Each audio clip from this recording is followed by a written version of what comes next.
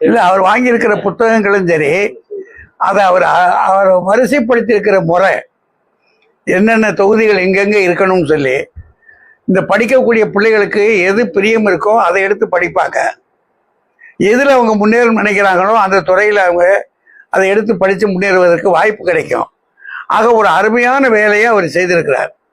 இருக்குன்னு சொல்லணும், இல்லை இது ஓரளவு இருக்கத்தான் செய்யுது அப்படின்னு சொல்லணும். ஏன்னா நாம் இதை மொத்தமாக போய் கணக்கெடுத்து பார்க்கல. நம்ம வீடுகளுக்குள்ள பார்க்குற போது கொஞ்சம் குறைஞ்சிருக்கிற மாதிரி இருக்கு, இன்னொரு வீட்டில் பார்க்கும்போது கூட்டின மாதிரி இருக்கும். அதனால் இதை முடிந்த முடிவாக பதில் சொல்ல முடியாது. பல்வேறு விஷயங்களை அவங்க தெரிஞ்சிருக்கிறாங்க. நாங்கள் தெரிஞ்சுக்கிட்ட விஷயங்களை விட அவங்க தெரிஞ்சிருக்கிற விஷயங்கள் அதிகமாக இருக்குது. அது இயல்பும் கூட. ஏன்னா பாடப்படிப்பெல்லாம் கூடுது. அதனால் அவங்க ரொம்ப முன்னேறி இருக்காங்க. அப்போ முன்னேறி இருக்காங்களே தவிர சமூக இயக்க தளத்தில் சரியாக இருக்காங்களான்றது எனக்கு தெரியல. நல்லாவே இருக்கு. நான் நேற்று கூட என்னை பார்க்கறதுக்கு ஒரு 9 பேர் வந்திருந்தாங்க. 9 பேரும் புத்தகம் போட்டிருக்காங்க. அதனால் படைப்பாற்றல் நல்லா தான் இருக்கு. பெற்றோரோட தொடர்பு இருக்கிறது, அது நான் அவங்கள பார்க்கல. குறிப்பா உங்க அது பெற்றோருடைய பொறுப்பு தான். நம்ம பெற்றோரும் சமூகம் தான் செய்யணுமே தவிர தனிப்பட்ட மனிதன் ஒன்றும் சாதிச்சிட முடியாது. அதில் தேசிய கல்விக் குழுவில் என்ன நோக்கம் வச்சிருக்கிறாங்க? மும்மொழியை நான் அங்கீகரிக்க மாட்டேன். ஏன் அப்படின்னு சொன்னால், பல மொழிகள் படிக்கிறதுனால நமக்கு என்ன லாபம் இருக்குன்றது இப்போதைக்கு 2 மொழி தெரிஞ்சுக்கிறாங்க. இன்னொரு மொழி தெரிஞ்சுக்கிறதுக்கு எப்போ வாய்ப்பு வேணுமோ அப்போ தெரிஞ்சுக்கிடுவாங்க. அது தெரிஞ்சுக்கிறது உங்களுக்கு நல்லது. மற்றபடி 3 மொழியை கற்றுக்கொள்ளணும்ன்ற அவசியம் இல்லை. அது ஒருவேளை எனக்கு என்னமோ நாளை வேறு ஒரு மொழியை உள்ள திணிப்பதற்காக வரக்கூடிய மொழியாக எனக்கு தோணுது. அதை நான் விரும்பலை. தமிழ் இப்ப இருக்க முதல்வரா கொஞ்சம் போகட்டும், காலம் போகட்டும், பார்ப்போம். இதுவரை நல்லா இல்லை, ஒருவேளை இனிமே பின்னாடி நல்லா இருந்தாலும் இருக்கலாம். அதனால பொறுத்து இருந்து தான் பார்க்கணும். முன்னால உள்ள ஆசிரியர்களுக்கும் இல்ல இப்போ உள்ள ஆசிரியர்களுக்கும் முந்தைய மாணவர்களை தத்தெடுப்பாங்க, அந்த மாதிரி பல்வேறு சூழ்நிலை இருந்தது. இப்போ உள்ள ஆசிரியர்களுக்கு பணிச்சுமை அதிகமா இருக்கு. அதனால மாணவர்களுக்கும் பணிச்சுமை மட்டும் இல்லை, இப்ப இருக்கக்கூடியவங்களுக்கு அரசு சம்பளம் ஆக்குறவங்களுக்கு வசதி இருக்கு. இன்னொன்று, கணவனும் மனைவியுமாக 2 பேரும் கல்லூரியோ பள்ளியோ வேலை பார்க்குற போது சம்பளம் கொஞ்சம் கூட இருக்கு. அதனால இவங்களுக்கு பணத்தை பெரிதாக கருதுகிறார்களே தவிர பாசங்கள் எல்லாம் இல்லாமல் போச்சு. நாடு என்ற பற்று நமக்கு வரணும். அந்த நாட்டை முன்னேற்றுவது எப்படி அப்படின்னு நினைக்கணும். நமக்கு வர கட்சிகள், பல கட்சிகள் இருக்கலாம். எந்த கட்சி இருந்தாலும் அந்த கட்சியில் நம்ம இயங்கி செய்து முன்னேற்றி வைப்பதற்கு முயற்சி பண்ணணும். அதெல்லாம் இப்போ கொஞ்சம் குறைஞ்சிருக்கு. அது பணம் கொஞ்சம் விளையாடுது அப்படின்னு தோணுது. அது தவிர முன்னே விட இப்போ இந்த லஞ்சம் இருக்கு பாருங்க, அது மிக அதிகமாக எல்லா தளங்கள்லையும் இருக்குது. அதனால பொதுமக்கள் மத்தியில் ஒழுக்கமும் பண்பாடும் கொஞ்சம் குறைவாக இருக்குன்னு நினைக்கிறேன். இன்னைக்கு இருக்க காலகட்டத்தில் பெற்றவங்களை எல்லாருமே கைவிட்டுறாங்க. மனைவி வந்ததுக்கு அப்புறம் பெற்றவங்களை யாரு தனி கொடுத்துன்னு போவோமே அப்படின்ற காலகட்டத்தில் அப்பா அம்மாவுக்கு கோயில் கட்டினீங்க. அடுத்து நீங்க இருக்கக்கூடிய இந்த பகுதியில் இருக்கக்கூடிய மாணவர்கள் நல்லா படிச்சு நல்ல நிலைமையில வரணும்னு இந்த நூலகம் துவங்கணுன்ற எண்ணம் உங்களுக்கு எப்படி வந்தது? அது இந்த தீபாவளிக்கு நம்ம ஒரு வெடியாவது வெடிக்க முடியாதுன்னு ஏங்குற குழந்தைகள் உண்டு. அப்படியாப்பட்ட குழந்தைகளுக்காக ஒரு முறை வெடி கொடுக்கறதுக்காக பெற்றோர் இல்லாத குழந்தைகளாக செலக்ட் பண்ணும்போது நிறைய குழந்தைகள் வந்தாங்க. அது 2 பேரும் இல்லாதப்ப. அப்போ அது ரொம்ப, ஏன்னா அவங்க பாட்டி தாத்தாட்ட கேட்க முடியாது, விரும்பியது. அது எனக்கு ஒரு மன திருப்தி கொடுத்துச்சு. அப்புறம் அவங்க படிக்க நினைக்கிற குழந்தைகளுக்கு அது இடையூறாக இருந்துச்சு. படிக்கிற நினைக்கிற குழந்தைக்கு இடையூறாக இருக்கிறப்ப அந்த வேண்டிய புத்தகங்களை நான்லாம் சின்ன பிள்ளையா இருக்கும்போது அங்கேருந்து 27 கிலோமீட்டர் பொது நூலகத்தில் ஒரு வெள்ளை பேப்பர் வாங்கி எழுதிட்டு போய் அதை நினச்சி பார்த்தேன்.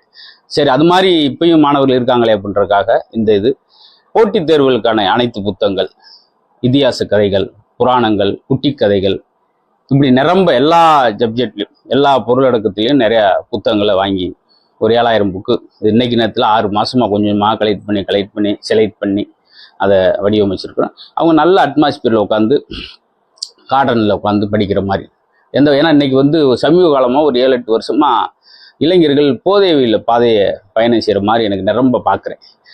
அதுலேருந்து வெளிக்கொண்டு வரணும், ஏதாவது அவங்கள டைவெர்ட் பண்ணுறதுக்கு இது ஒரு சின்ன ஒரு கருவியாக இருக்கும்னு நினச்சிட்டு, ஏன்னா இன்னைக்கு கைபேசி வந்த பின்னாடி வாசிக்கிற ஆற்றல் இளைஞர்கிட்ட குறைஞ்சிருச்சு.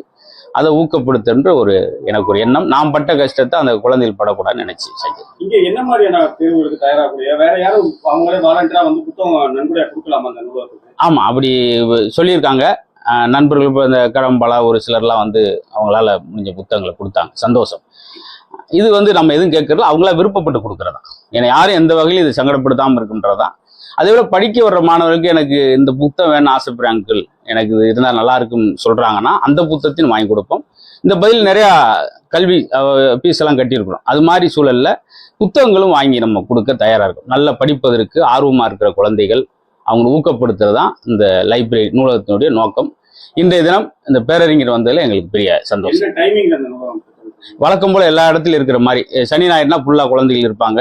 மித்த நாள் அவங்க ஈவினிங் டைம் எப்போ வேணாலும் வரலாம். அதுக்கு ஒரு ஆட்கள் இருப்பாங்க வேலை பார்த்துக்கிறதுக்கு, பணி செய்யறதுக்கு, கேட்ட புத்தகங்களை கொடுத்து வாங்குவதற்கு.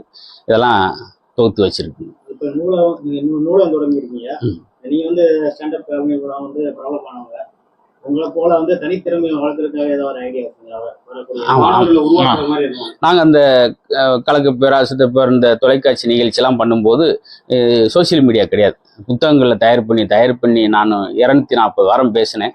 அந்த தொகுப்பு தான் இன்றைக்கி நான் எந்த மேடை போனாலும் ஒரு 3 மணி நேரம் எந்த குறிப்பு இல்லாமல் பேசுறதுக்கு காரணம் என்னன்னா, நான் அன்னைக்கு வந்து கஷ்டப்பட்டு தான் அது பேசினேன். அது நான் சந்தோஷமாக பேசலை. ஏன்னா 1 மணி 2 மணி வரைக்கும் பண்ணிட்டு நான் மறுநாள் 4 எபிசோட் பேசணும். அது மாதிரி இந்த இன்றைய சமுதாயத்தில் பேச்சாளர் வர்றவங்க, படைப்பாளர் வர்றவங்க அந்த ஆர்வத்தோடு இருந்தால் ஆர்வம் மட்டும்தான், அதை கஷ்டப்பிடிச்சாமல் இஷ்டப்படி செஞ்சால் மட்டும்தான். இதை நான் லாப நோக்கோடு செல்ல மக்கள் தினந்தோறும் ரசிக்க வைக்கின்ற எண்ணத்தோடு பண்ணதுனால இன்னைக்கு 20 வருஷம் இந்த மக்கள் ரசித்து ஏற்றுட்டு வந்திருக்காங்க. அதனால எந்த துறையாக இருந்தாலும் நம்ம இஷ்டப்படி செய்யணும். ஸ்டோரியா இருக்கட்டும், செல்போன்ல படிக்கிறதுக்கு புக்ல படிக்கிறது என்ன? இதுல வந்து நம்ம நினைச்ச நேரம் குறிப்பெடுத்துட்டு அந்த மறுபடியும் அதை திருப்பி பார்க்கறதுக்கு ரிவைண்ட் பண்றதுக்கெல்லாம் ரொம்ப வசதியா இருக்கும். சில புத்தகங்கள் படிக்கும்போது அவர்கிட்ட பேசுற மாதிரியே இருக்கும். இப்போ சுவாமி விவேகானந்தர் பற்றி பேசுகிறேன், நேதாஜியை பற்றி படிக்கிறோம்னா அப்படியே அதை நம்ம பயணத்தை இழுத்துக்கிட்டே போகும். நம்மளுக்கு சின்ன சின்ன தன்னம்பிக்கை நான் புத்தகங்கள்லாம் படிச்சோன்னா ஓரளவு மற்ற இளைஞர் மாதிரி போயிடாமல் நான் ஒரு திசையில் வந்தேன். அதுக்கு காரணம் என்னை மாற்றியது புத்தகம். அதே போல் இன்னும் இந்த பகுதியில் நிறையா மாணவர்களை மாற்ற வேண்டும் என்ற நோக்கத்தில் இந்த புத்தகம். படிப்பு, இசை யாராலுமே அதை வந்து பிரிக்க முடியாத ஒண்ணு. இசைக்கே ஒரு அரசியா இருந்த ஜானகி அம்மாவோட மறைவு, அவங்களுடைய பாடல்கள் இன்னைக்கு வரைக்கும் எல்லா பக்கமுமே பட்டி தொட்டிக்கு ஒழிஞ்சிட்டு இருக்கு. ஒரு நிகழ்ச்சிகளாகட்டும் எதுவா இருந்தாலும் அவங்களுடைய குரல் இல்லாத ஒரு கிட்டத்தட்ட ஒரு 5 தலைமுறை இசையமைப்பாளரோட பாடணும்ன்ற ஒரு பெரும் பேரோட அவங்க மறைஞ்சிருக்காங்க. இன்னைக்கு நவீனங்கள் வந்திருக்கலாம், பென்ட்ரைவ் வந்து CD வந்து எதோ வந்திருக்கலாம். ஆனால் கிராமங்களில் விவசாயம் செய்யும்போது இல்லை ஒரு தச்சு வேலை ஒரு ஒர்க் ஷாப்பில் இருக்கும்போது அவங்க அந்த FM தான் அவங்களுக்கு ஒரு உயிர் நாடி. 12 மணி நேரம் 18 மணி நேரம் நேரம் போகாமல் இருக்கிறது. ஜானகி போன்ற மிகப்பெரிய அந்த இசைக்கலைஞர் பாடகி இல்லைன்னா நிறைய பேர் மனநோயாக இருப்பான். அந்த குரல் வந்து குழந்தை தன்மையாக இருக்கும். அவங்க 80 வயசுலேயும் 15 வயசு பெண் பாடுற குரலை அவங்க கொண்டு வருவாங்க. செந்துருப்பை பாட்டாக இருக்கட்டும், எல்லாத்துலேயுமே அது அவங்களுடைய ஸ்பெஷல். அது மாதிரி இசைக்கலைஞர்கள் வந்து ஒரு மருத்துவர். இசைக்கு வந்து நோயை குணப்படுத்துகிற ஆற்றல் இருக்கு. நிறையா பேர் நோயை குணப்படுத்திய மிகப்பெரிய இசை சாம்பவான் தான் ஜானகி அம்மா அவர்கள். நேற்றைய தினம் காலமானது எல்லாருக்கும் பெரிய சங்கடமான ஒரு சூழல். அவங்க போயிருக்கலாம் மொழி, அவங்க குரல் இங்கே தான் இருக்கும். குரல் தினந்தோறும் ஒலிக்கும். அதன் மூலம் இன்னும் பல பேர், ஏன்னா இசை வந்து மன அழுத்தத்திலிருந்து வெளியே கொண்டு வர மிகப்பெரிய கருவியில் முக்கியமான இடம். அதனால் அவங்க இல்லாட்டியும் அவங்க குரல் நம்ம தினந்தோறும் நம்ம காதில் ஒலிச்சுக்கிட்டே இருக்கும், நம்மளோடு வாழ்ந்துக்கிட்டே இருப்பாங்க. அவங்களுடைய ஆத்மா சாந்தி அடைய உங்கள் சார்பாக வேண்டுகிறேன். பொதுவா யார் வந்தாலும் நலத்திட்ட உதவிகள் செஞ்சாங்கன்னா அடுத்து அரசியல் பிரவேசம் இருக்குமோ அப்படின்ற ஒரு சூழல்ல தமிழக மக்கள் பார்க்கக்கூடிய நிலையில நகைச்சுவையால எல்லாருமே இது பண்ணவரு செயல் திட்டங்களுக்கு பண்றீங்க. ஒருவேளை அரசியலுக்கு போறதுக்காக தான் இந்த செயல்பாடுகள். ஆமா, அது ஒரு சும்மா ஒரு சோப்பு வாங்கி கொடுத்தாலே முதல் கேள்வி இதை கேட்டுருவோம் நம்ம. இருந்தாலும் எனக்கு அந்த நோக்கமும் அதுக்கான ஆற்றலும் வேகமும் நம்மகிட்ட இல்லை. நம்மளுக்கு வந்து நம்ம ஒரு சின்ன மன திருப்தி, இதை பண்ணும்போது ஒரு நிம்மதியான தூக்கம், ஒரு சின்ன சந்தோஷம். சின்ன வயசுல தான் நம்ம அனுபவிக்க முடியாதெல்லாம் புத்தகம் வாங்கி படிக்க முடியும்னு ஏக்கரிச்சு. அது இன்னைக்கு இங்கே உள்ள மாணவர் ரொம்ப சிரமப்படுறாங்க. அவங்கள இந்த மாதிரி இழுத்துட்டு வரணும்னு ஒரு ஆசை. இதில் ஒரு 10 பேர் பயனடைஞ்சா கூட எனக்கு இதன் மூலம் ஒரு பெரிய சந்தோஷம். உங்க சாயல்ல நிறைவா இந்த மாணவர்களுக்கு அறிவு அதுதான் புத்தகம் வந்து அது காகிதம் இல்லை ஆயுதம்ன்றாங்க. அதே போல் மிகப்பெரிய ஜாம்பவான்லாம் என்ன சொல்கிறாங்கன்னா, மாணவர்களுக்கு கொடுக்கக்கூடிய மிகச்சிறந்த பரிசு புத்தகம்ன்றாங்க. அதே போல் ஒவ்வொரு பக்கத்திலையும் குண்டு பாயுதும் போது ஆயுதத்தில் வர ஆயுதங்களை விட இந்த காகிதம் செய்யக்கூடிய மாற்றம் பெருசுன்னு சொல்லி லெனின் சொல்லியிருக்காரு. காரல் மார்க்ஸ், பிளேட்டோ என்ன சொல்றாரு, நீ படிக்காம இருப்பிற்கு நீ பிறக்காமலே இருக்கலாம்ன்ற. இப்படி இந்த ஒரு வார்த்தைகளும் அன்னை தெரசாவை மாற்றியது புத்தகம் இல்லை, ஒத்த வார்த்தை. இந்த பூமியில் நீ பிறந்ததற்கான சேவை, நீ பிறருக்கு செய்யும் சேவையின் மட்டும் கூலி, பிறருக்கு செய்யும் சேவைன்ற ஒரு வாசகம் தான் தெரசாவை பூமி கொண்டு வந்தது. அப்படி ஒவ்வொரு வார்த்தையும் ஒரு எழுத்தும் மாணவர்களை மாற்றும் முயற்சிப்போம்.